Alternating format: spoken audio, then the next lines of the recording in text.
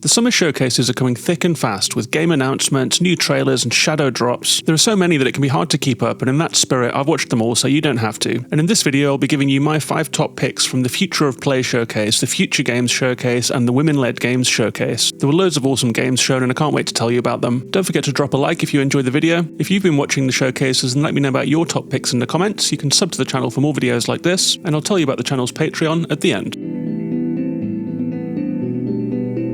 So the first showcase I'm going to talk about is the Future of Play Showcase, and the first game that caught my eye was called N.O.D.E. It's an atmospheric inside-like with left-to-right scrolling in that same widescreen camera, great use of 2.5D, with cables and machinery swinging in and out of each shot. The twist here looks like you have to program the machine that you're controlling rather than controlling it directly, so you punch in the commands that you want it to execute and then hit go, which I think could be fun or frustrating if you're doing it again and again, but the atmosphere seems awesome, and there's a demo on Steam now if you want to try it, ahead of its full release in 2025. That's N.O.D.E.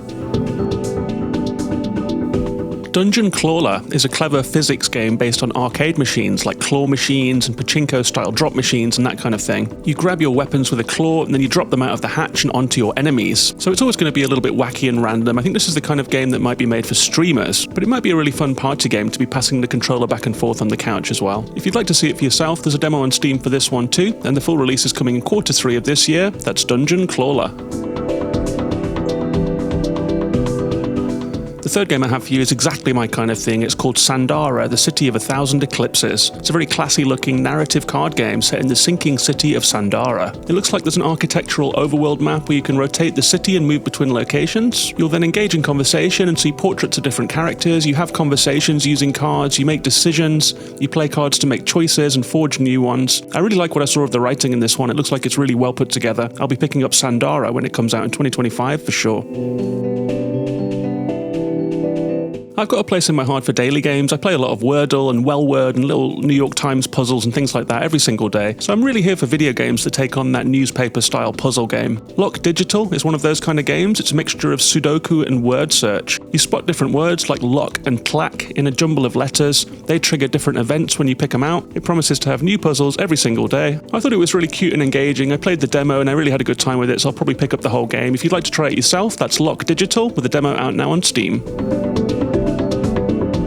The final game that I've got for you from the Future of Play showcase is called Abyss X Zero, a 3D action Metroidvania by a 2-person studio called Pixel Punk. It's a PlayStation 1 style retro 3D action Metroidvania. You're motorbiking around in a landscape, there's combat, exploration, puzzles, dramatic boss battles, and I think it's very, very stylish actually, and anyone who grew up with the early age of 3D games will absolutely love this one. No release date yet, but you can wishlist it on Steam. That's Abyss X Zero. The next showcase I have for you was the Future Games Showcase, and there was a lot of action-packed stuff in here. There were 5 that caught my eye in particular, and here we go with them. The first one was Hell of an Office, a high-speed, first-person parkour game. It starts in an office that's literally like a workplace from hell. You decide to escape from work, and that means platforming over lava, wall running past hazards, and I'm guessing there'll be a lot of dying and retrying and falling in this game, because it looks pretty intense actually. I think this is one for fans of Neon White. It's out on PC on October the 3rd. That's Hell of an Office.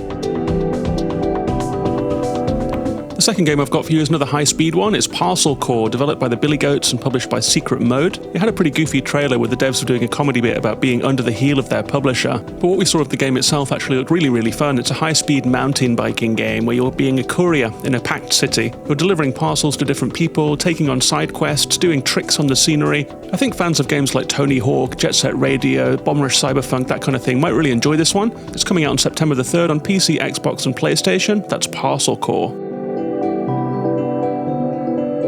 The next one's got a totally different pace altogether. It's a really quiet game called Dystopika. It's a generative cyberpunk city builder. I've mentioned it before on the channel because I played a demo of this one in Next Fest previously and really enjoyed my time with it.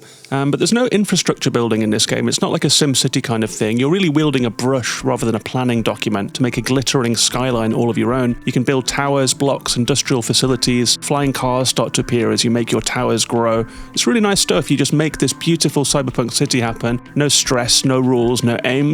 You can then take pictures of it with a really beautiful photo mode. Lovely little game. That's Dystopika, out on Steam on June 21st. One of the most impressive games of the showcase for me was Nobody Wants to Die, made by Critical Hit in Poland. They describe it as an interactive noir story set in the year 2320. It's first person and it's based on detective movies. It has a very Art Deco style and themes about transhumanism, time and immortality. It looks like you can wind time back and forwards to try and solve crimes and stop time altogether. But the real star of the show here for me is the world. It's like a gothic sci-fi Arkham versus Bioshock. Really, really cool. It's been in development for 4 years and there's a 2024 release date planned. That's Nobody Wants to Die. The final game I have for you from the Future Games Showcase is called Eternal Strands. It's a fantasy action-adventure in which you explore a monster-infested abandoned city. It's third person with stylized graphics rather than going for that realistic look. You're doing some exploring, some foraging, some crafting. There is melee combat and archery. But the twist here is the really epic Colossus-style bosses. It looks like you can grapple onto them, climb them, find the weak spots of these fantastic-looking giants, and it looks like there are multi-phase boss battles where they're smashing through buildings and that kind of thing, and really nice arenas to fight in. It's coming out in 2025, so keep watching the skies for Eternal Strands.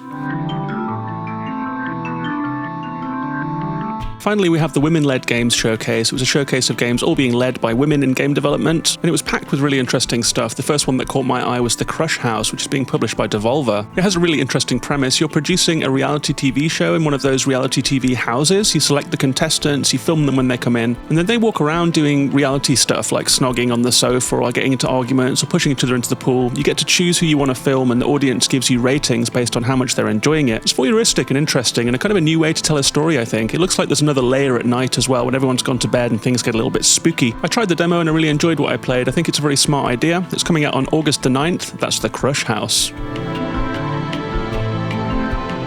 Fans of the Untitled Goose Game are going to really love Just Crow Things. It's a Goose Game style mischief game with the mischief really turned up to 11. Instead of just stealing things and bothering people, you cause absolute carnage in this game. The crow is a little menace, and you can see it with a flamethrower, you see it dropping droppings on people, you see it setting stuff on fire and doing graffiti, running around with a baseball bat. It's a really crazy one. It's coming soon on all of the consoles. That's Just Crow Things. Another animal-themed one, but very different, was Albert Wild Quantum P.I., a noir detective game by Beyond Those Hills. I think the first interesting thing about this one is the visual style. It's like you're watching an old black and white film reel from the 1930s, and all the characters are animals that have this weird sort of taxidermy feel to them. You'll meet people like a pole dancing flamingo, your cow ex-girlfriend, and the dangerous crocodile gang. I played the demo of this one. It's a strange little game. It's mostly like a walking simulator, but with really funny dialogue. It's coming out in Q3 in 2024 on Steam. That is Albert Wild Quantum P.I.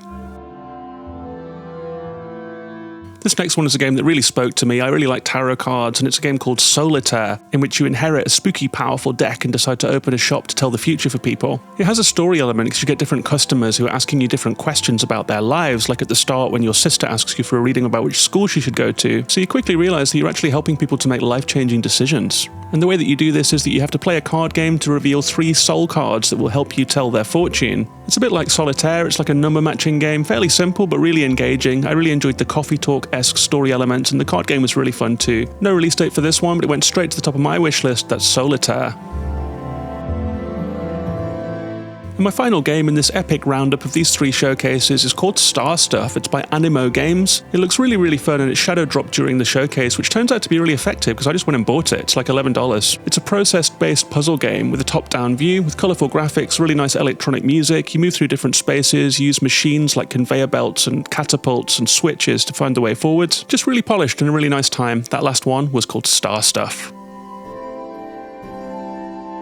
I really hope you enjoyed this video. If you did, please drop a like on it. It's a small channel and it really helps new people to find it and helps the videos to spread and rise through the algorithm. Please do comment about games that you've seen too. There's been hundreds of games announced and there's no way that one person can see every trailer, so I really do appreciate people giving me leads about new games and I always check them out. If you'd like to support this channel, you can send this video to a friend. I really appreciate that. And you can also join the Patreon. It's only $1 a month and you get extra podcasts, you get blog posts about how I make the videos, and you get to join the channel's Discord where you can hear about what everyone's playing, talk to the other listeners and other watchers, recommend games to me that you might then see me talk about on the channel. It's just a really good time, man. We've got like 70 patrons and it's a really nice little community, so you're welcome to join us. It's patreon.com/gaminginthewild, and there should be a link on screen right now, or there's another one in the show notes if you'd like to click on that. That's it from me. Take care of yourselves and each other, and I'll see you on the next one.